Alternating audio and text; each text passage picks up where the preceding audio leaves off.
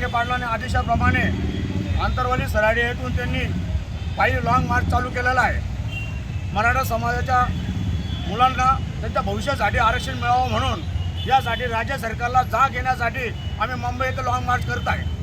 आज धुळे जिल्ह्यातून 20 ते 25 हजार महिला, लहान मुलं व बांधव आम्ही निघालो आहे। त्याबरोबर ट्रॅक्टर, तुमचे आयसर गाड्या वगैरे आथरून पांघरून पिण्याच्या पाण्याची सोय, खाण्यापिण्याची सोय, राहण्याची सोय, पिण्याची सोय सगळी करून आम्ही आमच्या स्वतःची चाललो आहे। सरकारवर आम्ही अवलंबून नाही, सरकारवर फक्त आम्ही अवलंबून याच्यासाठी आहे की आम्हाला त्यांनी आरक्षण मिळावं। आमच्या गोरगरिबाच्या आतापर्यंत 200 युवकांनी आत्महत्या केली तरी सरकार जागा आला नाही। प्रत्येक वेळेस अल्टिमेट देत गेलो, टाईम देत गेलो, परंतु सरकार जागा झाला नाही। त्याकरता आम्ही मुंबईला जाऊन बसणार आहे। जोपर्यंत आम्हाला आरक्षण मिळत नाही आमच्या मुलाबाळांना, तोपर्यंत आम्ही मुंबईवरून हलणार नाही। आम्हाला गोळ्या लागला तरी चालेल, लाठी मार खाल्ला तरी चालेल, पण आम्ही उठणार नाही। हाच आमचा सत्याग्रह।